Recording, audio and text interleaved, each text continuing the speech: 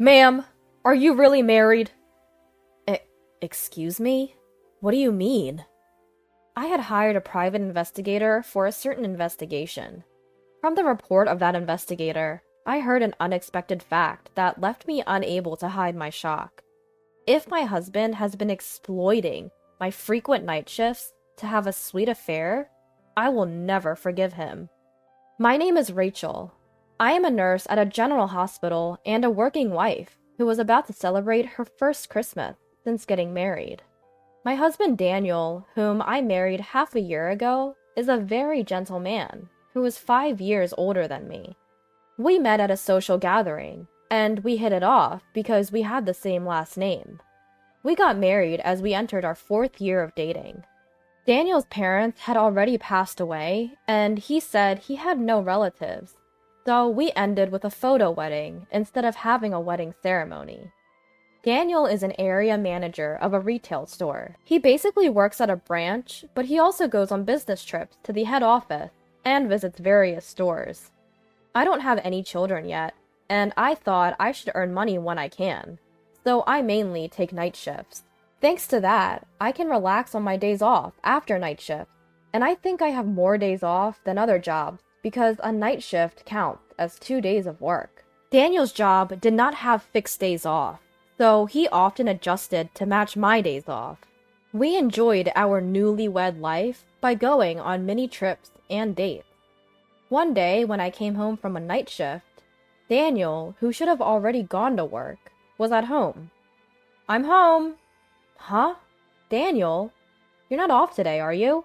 When I asked with curiosity, Daniel opened his mouth with great difficulty and said, well, you see, I have a sudden business trip from tomorrow, and it might be a bit long, so they suddenly gave me the day off today." "I see. How long will you be gone?" "About a week, I think. It might be longer, but I won't know until I get there." "All right, work hard." I was saddened by the sudden and lengthy business trip. I had a rare consecutive holiday the day after tomorrow, and I was looking forward to spending a slow evening with Daniel. But if it's for work, I had no choice but to switch gears, and I decided to drive Daniel to the airport. It takes about 2 hours by car to the airport, and it takes about 2 hours by plane to the head office in New York. After seeing off Daniel at the airport, I strolled around the airport, which I rarely visit, had lunch at a famous nearby cafe, and returned home. Exhausted, I sprawled out on the sofa, where I spotted an unfamiliar envelope tucked under the TV stand. It must have been something that Daniel, who was supposed to be on a business trip to the head office, had left behind. Feeling a little guilty, I checked inside. Inside was an album filled with pictures of Daniel, an unknown woman, and a little girl, maybe around 5 years old, in front of a kindergarten classroom, dressed in a school uniform. What on earth is this? My mind went blank. Could it be an affair? And with a single mother? Unforgivable. Infidelity. The word floated into my mind, and before I knew it, I found myself calling Daniel's office.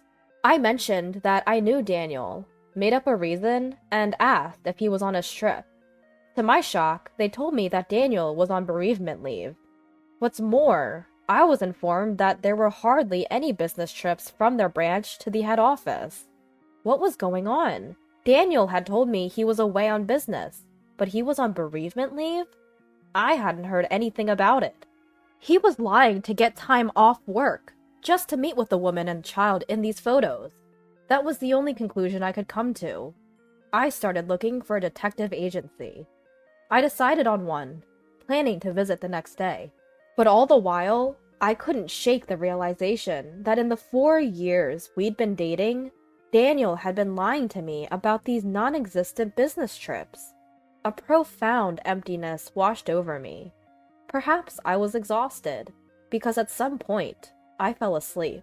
When I woke up, it was already 6 a.m. the next day. I had an appointment at the detective agency at 10 a.m., so I got ready, carefully placing the envelope I'd found yesterday in a larger bag so it wouldn't fold. At the agreed upon time, I walked through the gates of a detective agency for the first time in my life. The words I had prepared to say flew out of my head the moment I opened the door to the office. The detective waiting for me was a young man who looked to be in his mid-20s and was dressed like a college student. Reading my surprise, he asked with a casual smile, "You think I'm an immature-looking detective, don't you?" and managed to lighten the mood. "Oh no, I'm sorry, it's just... This is my first time at a place like this. I'm a bit nervous." I responded on impulse, but he kindly urged me to sit on the sofa. After a small talk with the detective, I took out the album that had led me to suspect Daniel of infidelity. True to form, the detective started collecting necessary evidence, deftly making copies. He picked up a copy of the picture of the three in front of the school and told me, "This is likely to be a significant clue." The name of the school was clearly visible in the photo. Immediately, the detective searched for the preschool online and made a call. He made the call in a separate room, so I had no idea how he extracted the information, but apparently, the little girl in the photo was a student at that preschool. And unsurprisingly, that child was currently on a leave of absence from the school. The school was located in New York, so I was told it would be an expensive job, but I agreed. Actually, I had been studying and investing in stocks and Forex since adulthood. After becoming a working adult, I started investing with my monthly salary, and I've had some decent returns, so I decided to use that money for the investigation. We'd need to fly to New York, and it was unclear how many days it would take to get evidence, but the biggest humiliation for me was being lied to by my husband. I wanted to grab proof at any cost. That determination drove me. The detective seemed to assume that once Daniel returned here, the little girl would also return to preschool. The next day, I went to work as usual. Of course, I put back the envelope and its contents exactly where they were. Then I got a message from Daniel, who was supposed to be away for a week, saying, "Sorry, my business trip is going to be extended by 3 more days. I'll be back on Sunday." As arranged, I contacted the detective the day Daniel returned home. The detective understood and seemed pumped to start the investigation. The next day, he flew to New York and began his preliminary investigation. That evening, I received a call from the detective revealing an unbelievable fact. During the preliminary investigation, an unexpected situation came to light. "What do you mean?" I was totally confused. "I'll be back tomorrow. Can we meet soon?" "Yes, anytime." Responding like that, I promptly headed to the detective's office after finishing my night shift the next day. "So, was he cheating after all?" To my question, the detective seemed to struggle to give an answer. "No, I think this situation might be even more serious," the detective said, with a grave look on his face, which made me swallow my words. "Firstly, it's likely true that your husband has taken a leave of absence for bereavement from his company. However, Mrs., are you sure you're really married to Daniel?" "What? What are you implying? We officially registered our marriage 6 months ago.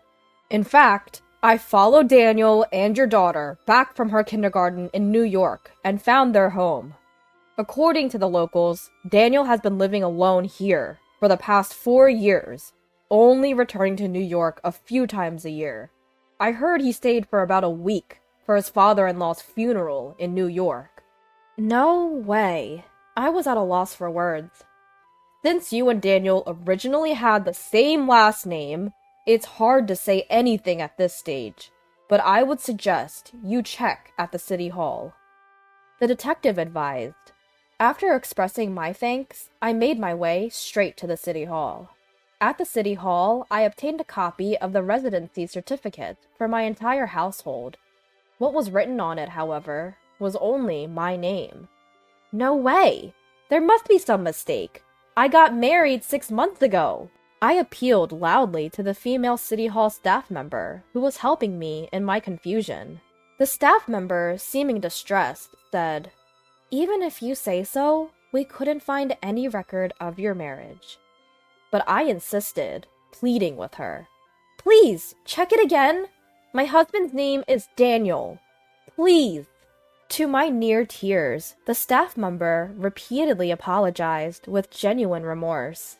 In the midst of my confusion, I recalled the day I had submitted our marriage registration. Despite it being a workday for me, Daniel insisted that it had to be done on that auspicious day, and I had to go alone to the city hall to submit our marriage registration. I never would have imagined that our marriage registration was not submitted. After letting my tears flow, my emotions gradually settled down. I apologized and bowed my head, then left the city hall. All I could think about on my way home from my night shift was how tiring everything had been lately. I fell asleep on the sofa, pondering what to do next. When I woke up, Daniel was in the middle of preparing dinner. Seeing him like this reminded me of the woman and the girl in the photo. I was furious about being deceived, but I realized that if I lost my cool now, I wouldn't be able to take any action. So I was able to suppress my emotions. From that day on, I put on a smile in front of Daniel. About a week after going to the city hall, I had been considering whether I could find out anything about his real wife from Daniel's phone or his surroundings. Daniel tends to be quite forgetful, and it seemed that he accidentally left his house without his smartphone that day. I happened to be off, so I considered delivering it to him. But first, I decided to check his phone. Normally, it's not cool to snoop on someone else's phone, but I couldn't afford such decorum at the time. Considering the state of my mental health, I felt I had no choice. Daniel occasionally unlocks his phone while voicing the passcode, so unlocking it was easy. From there, I found the contact of a woman with a girl's picture he always talked about as an icon. I immediately called this woman. Around the third ring, a calm and elegant woman's voice answered. "Hello? Who is this?" When I asked, "Are you Mrs. Daniel Smith?" the woman's tone turned puzzled. "Yes, I am. But who are you?" "I'm someone Daniel met at his outstation. It's hard for me to say this, but we are living together now." "So there really is a woman at his outstation. I see. I was planning to visit my husband who lives there during the end of the year holidays. Can we talk then?" I didn't expect this turn of events. I gladly accepted such a generous offer. Around that time, Daniel said, "Sorry, but there's a reunion in my hometown this New Year's, so I'm going to go back home." I had been waiting for these words from Daniel. Of course, I immediately agreed.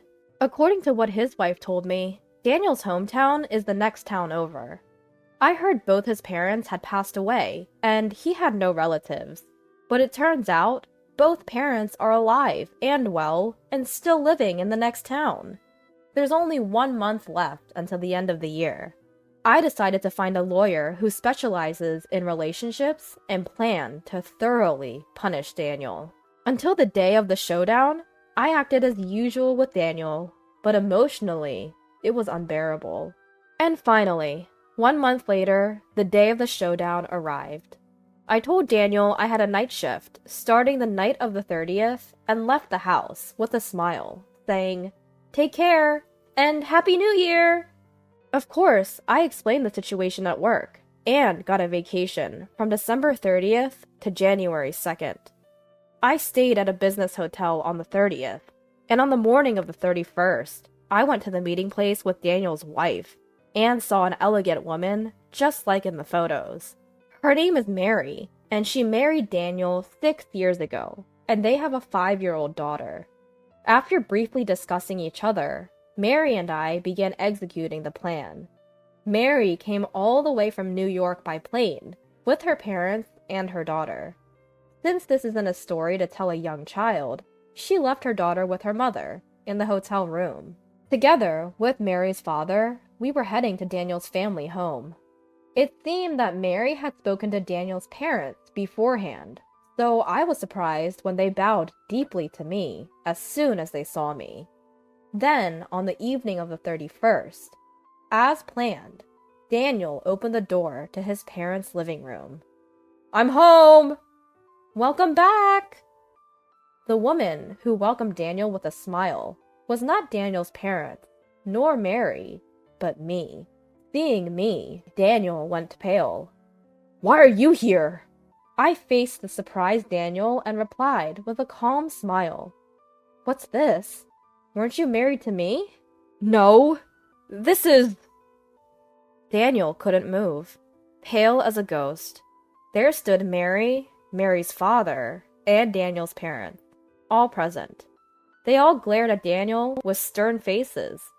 Mary spoke up quietly. "What's the meaning of this, Daniel? We just had a baby and needed help from our parents. So I asked you to work away from home. But behind our backs, you've been having an affair and leading a double life." Mary spoke so matter-of-factly that for a moment, I felt a chill run down my spine. "I'm just glad we're on the same side now." I began to berate him as well. "Daniel, every time you said you were going on a business trip, it seems you were meeting with your family. You were married. Why did you approach me? Did you think you could deceive me?